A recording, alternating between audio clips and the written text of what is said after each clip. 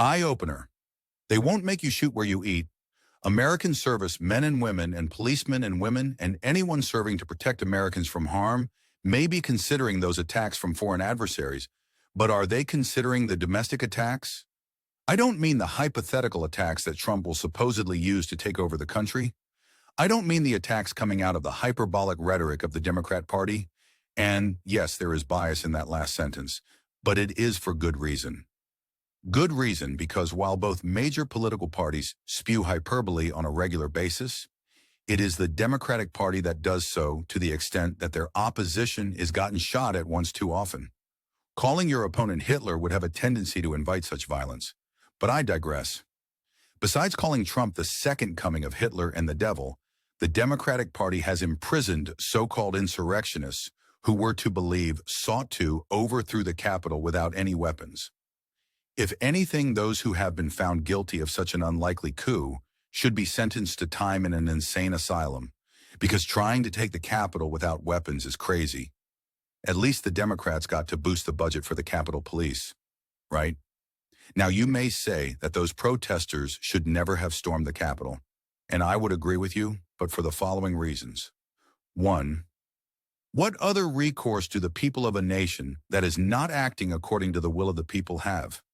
Most Americans would vote against all of the wars that America either executes itself or provides funding and weapons for other countries to execute. For example, American leadership has made the claim that Ukraine would fight to the last Ukrainian to defeat Russia. If Russia were the threat that you claim it to be, Senator Graham, why would America leave such an important fight to Ukraine? Why would America task such a corrupt country with such an important task?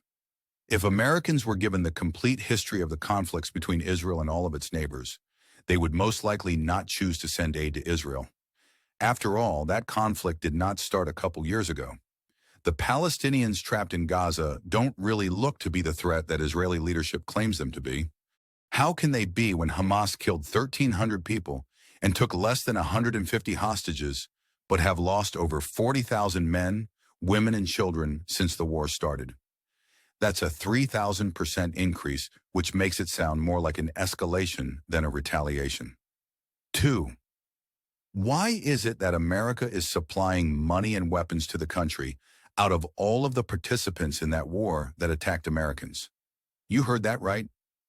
Look up the USS Liberty incident, where an Israeli ship attacked the USS Liberty while flying an Egyptian flag.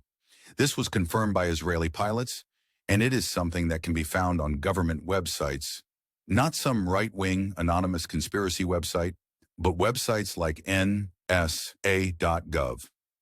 Other than its chronology, this would be reminiscent of the fact that 19 of the 28 hijackers on 9/11 were from Saudi Arabia, but America attacked Afghanistan and Iraq. Don't worry, though, because Saudi Arabia has chosen to let their agreement to trade oil exclusively in U.S. dollars lapse. 3. Who will represent the citizens of the United States once the treaties made with organizations like the World Health Organization effectively negate America's ability to be self-governing? Who will the American people rely on when disloyal international corporations buy up most of the available housing in America? Will there even be a middle class? Can there be a middle class in the neo-feudalism that is taking root in the deadfall of capitalism? Just look at the trends of investment homes versus privately owned homes. Currently, 25% of all single-family homes are owned by investors. This means that 25% of neighborhoods have renters as opposed to homeowners. Which of those two groups do you think is going to take care of the property in which they dwell? 4. If your argument is that the Capitol rioters were violent and needed to be put down, what's your argument for the peaceful protests that have been brutally silenced for decades?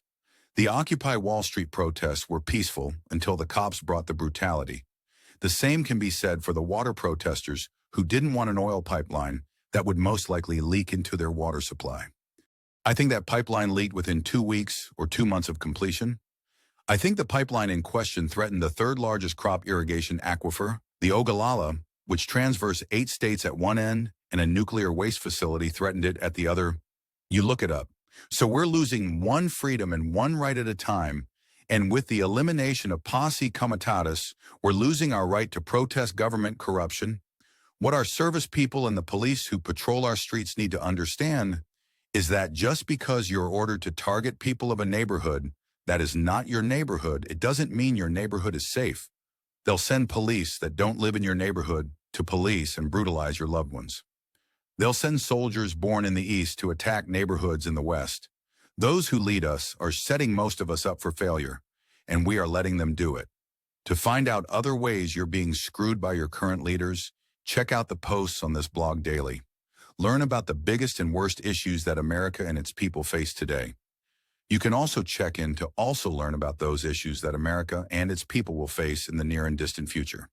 If, however, you would like to learn about possible solutions to either mitigate the worst impacts of these issues or solutions to avoid them altogether, keep listening. The problems we face are not as complicated as so many leaders and news reports claim. They are man-made and are only claimed as complicated so those who are responsible can maintain control. For example, there is a persistent argument that moving government is like turning a cruise ship around. It is supposedly a long process that can only be achieved incrementally. While this may be true for laws and policies that benefit the majority of Americans, it does not seem to be so for that smallest of American minorities. When one examines the policies and laws that benefit that minority known as the elite or the rich, the speed at which those laws are passed is exponentially faster. While most of us sit on the deck chairs waiting for the Titanic to avoid the myriad of icebergs of which we seem to continually run afoul, the elite ride comfortably in speedboats. If, according to our Constitution, all men are created equal, why do the rich live quite different lives than the rest of us? Where is our speedboat?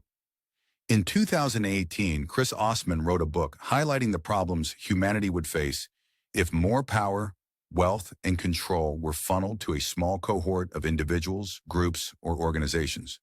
In that book, Mr. Osman provided solutions, from himself and others, to the inevitable problems we would all face. In it, he also provided a means for the public to analyze, compare, and contrast the words and deeds of those we've chosen to follow against our real-world experiences. To this end, Mr. Osman provides the means for readers to disseminate information as provided by their news sources of choice, their elected officials, and any other authority they choose to follow. The book, titled Solutions, Enough Complaining, Let's Fix America, offers a means to hold leaders up to not just a higher standard than is currently accepted, but one that will improve lives. They won't let you shoot where you eat. They'll get others to do that. So, click the link below and get your copy today.